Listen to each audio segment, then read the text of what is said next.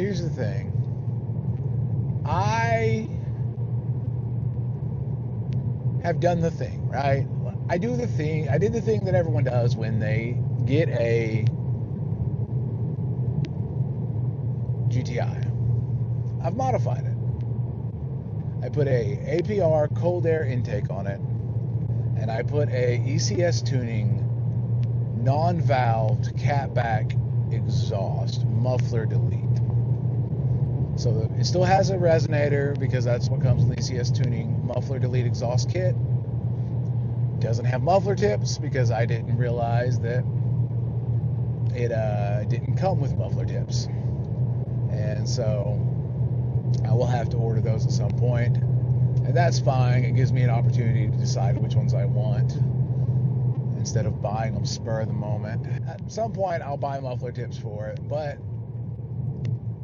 I love this car so far. I've had it roughly a couple months, a little bit less than that, but bought it used, and I decided to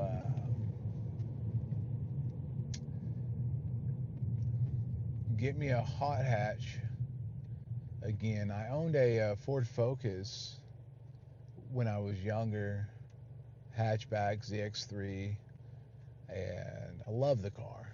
Loved the car. It was fantastic.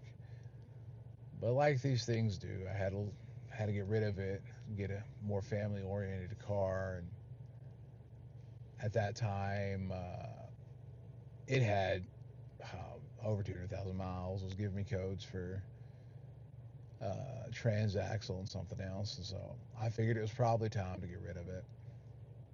I let it go. Fast forward about 8 years, and I needed a new vehicle to commute to work with, and so I decided to get me a GTI, which will work out just fine because I do have a family vehicle. And I read that it's the most modded, like the third most modded vehicle in America. I can believe that. There's a lot of well, there's actually like online car culture around it that, if existed for the ZX3 when I owned it, wasn't very loud or prominent. But you can't shake a tree without finding videos of people modding their GTIs. There's a subreddit dedicated to these things, and so there's a big community for it. And obviously, modding it is the thing you do. So I've done it. I've modded it. The intake, APR cold air intake, was super easy to put on. Super quick. It took 15 minutes, maybe. I have a time lapse of it, and I'll put that right here.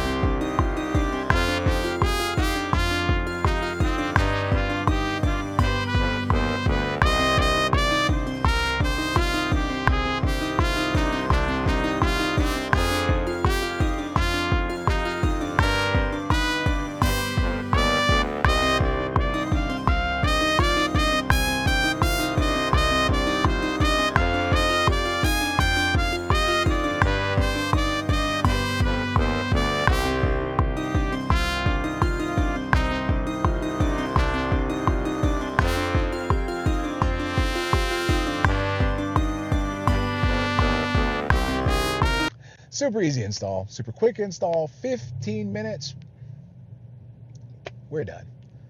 And APR has really detailed instructions on their website of how to do it.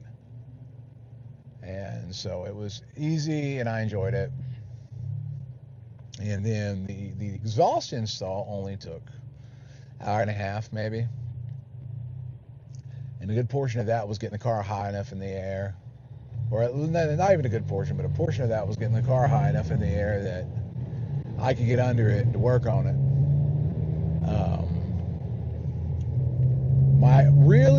only complaint with the ECS tuning exhaust is it doesn't come with any instructions at all. Not how to go get it. Came in 4 different boxes with no instructions on how it went together, what clamps went where. So I kind of pieced it together. It wasn't very hard to do, but if you're not used to working on vehicles or modifying vehicles or doing anything like that,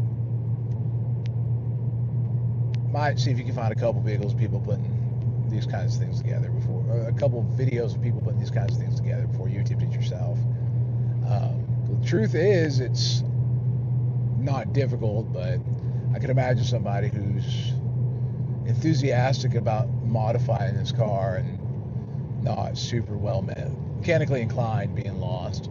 That being said, it was super easy to put in. I didn't have any issues. All my bolts came out easy. This car's a 20. Anyway, my car is not super dirty underneath it. It's not rusty. This car is a 2021 GTI with 38,000 miles on it. Spent all of its life in Texas until I got it, and now it's in Oklahoma. So I don't anticipate it that really changing all that much. So it's a fairly new car, fairly low mileage. There was barely any dirt under there.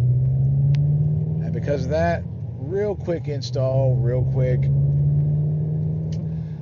putting it together. And the ECS tuning exhaust sounds great. What I wanted when I decided to get the exhaust was for the car to be a little bit louder, and it's that. There's no droning. I wanted the car to sound a little bit louder, and it is that. But I didn't want it to drone. I didn't want it to sound super aggressive and loud. I leave for work some days at 2 o'clock in the morning.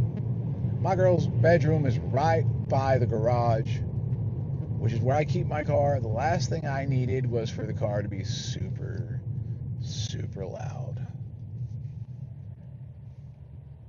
That being said, it fixes my main issue, which was that I could not, while listening to music or podcasts or anything really, hear the car enough to take off from a stoplight or an intersection without having to glance down at the tachometer to see where my RPMs were.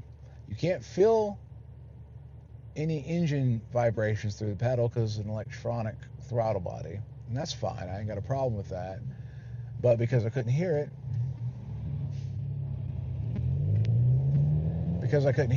it made it where taking off fast meant either not giving it enough fuel and stalling it, which, as long as I've been driving stick, is kind of shameful. I stalled it a little more than I like. Or giving it too many revs, and that's not good for the clutch. And as it still has the stock clutch in it, I don't think being abusive to this clutch is a good idea. Otherwise, I'll have to replace it sooner rather than later. And but that's all right. So I just need to be a little louder. Nothing crazy. And it's that. I think it sounds good. I don't think it sounds goofy. It's, I don't spend a lot of my time at high RPMs just romping on it. Mostly because most of my driving to work and back is highway driving. It's 100 miles round trip of almost exclusively highway driving, except this little bit of going through town, and I'll be on highway all the way back to my town. And so it's not, there's not an opportunity to really just give it the beans. There's not a lot of curvy roads or anything like that. And that being said, when I do romp on it, I think it sounds good. I think it's loud enough without being crazy.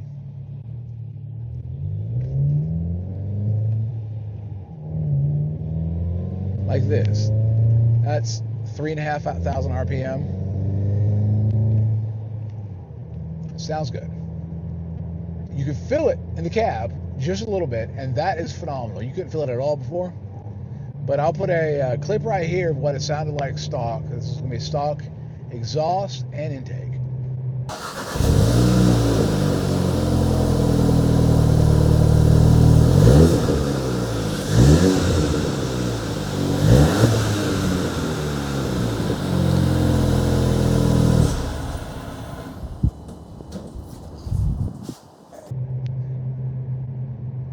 You see, it's not very loud. Matter of fact, I think the camera makes the stock exhaust sound better than it actually sounds in person.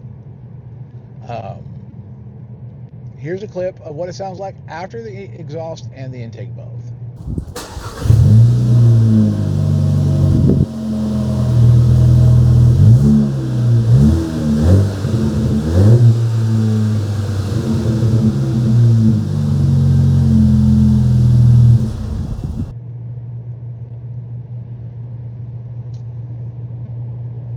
To my ears, there's not a whole lot of difference. The new exhaust is a little bit deeper, especially at idle. But so on the camera, it doesn't sound a whole lot different. In person, there's a distinct difference, and that's great, honestly. It feels good, it sounds good, and there's no drone on the highway. There's no, annoying noises coming from it, and I really enjoy the way it sounds. I know everybody says a downpipe with the stock exhaust is the way to go. I have a couple problems with that. Aftermarket downpipe means a tune. I didn't want to do that. This exhaust took an hour and a half to put in. An aftermarket downpipe does not. It takes considerably longer. Everything I could find online said about 4 hours. And honestly, I just didn't want to do that. Not right now. I had a couple hours on a weekend. I had 4 of my friends come over and help me do it. And it was fun. We hung out. But most of all, we got this, put in and then went to town and drove it around a little bit. There's complications when you start taking apart half of the engine to put in a downpipe. I didn't want to do that. I didn't want to deal with it. That being said, when the clutch inevitably goes out in this car, as I am told it will, I do plan on putting a downpipe in then if I feel like I need more sound. Then I don't know if that will be the case or not. I'm very happy with the way it sounds now. That being said, downpipe's a lot easier to take in and put out with the transmission out, so I think that'd be the way I would want to go. That being said, I don't feel like the car needs any more power. It has plenty of power to my liking. Like I said, there's never really anywhere I need to romp on it or get on her. I do a lot of highway driving, but it's a lot of 65 mile an hour highway driving. We don't have super high speed limits here, except on the turnpike, which I don't take because my commute to work is so long. I find it, when I want to put power down, there's power there. The gears are real long. The gears are too long. I can do 85 miles an hour in third gear out of 6. I don't need to go that fast in third gear. So I'm finding that really it has more power for me than I'll ever need. I'm not tracking it. I might one day track it, and then I might one day decide I need to see the numbers go up. But right now, I'm not tracking it. I'm not really driving it super aggressively anyway. I'm just driving like I would if it wasn't a performance car. Is it fun when I need the power? Absolutely. It's great. When I want the power, when I want to give it a little bit, it's really fun to put my friends in the seat and say, hey, look, this is what I can do. Isn't that neat? But aside from that, it's not something I really need a lot of power for. It does have a JB4 aftermarket plug-and-play box thing.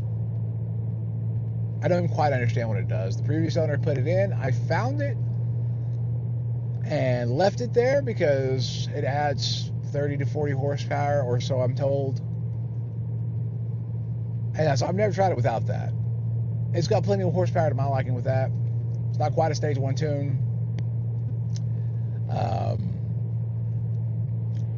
I know everyone says you have to go stage 1. I don't feel like it's necessary. I might one day feel like it's necessary. Maybe down the road when it has an aftermarket clutch and flywheel in it, I'll feel like it's really necessary. But other than that, I'm able to hear the turbo noises now, which is great. The APR intake was super easy to put in, and it sounds great. And I'm sure any aftermarket pod filter intake you put in is going to sound good and give you the induction noises and turbo noises you want. The only way I could hear the turbo before was by rolling down the window through town and, you know, romping on the pedal a little bit. Couldn't hear it at all with the windows up. Couldn't hear it at all at highway speeds. But now I can hear it anytime I want to. With windows up, it's great. Puts a smile on my face every time. And really, that's what this is all about, man. Being part of the hobby of you know, modifying a car, owning a performance-oriented car, even if it is, you know, a hatchback, which I like hatchbacks. So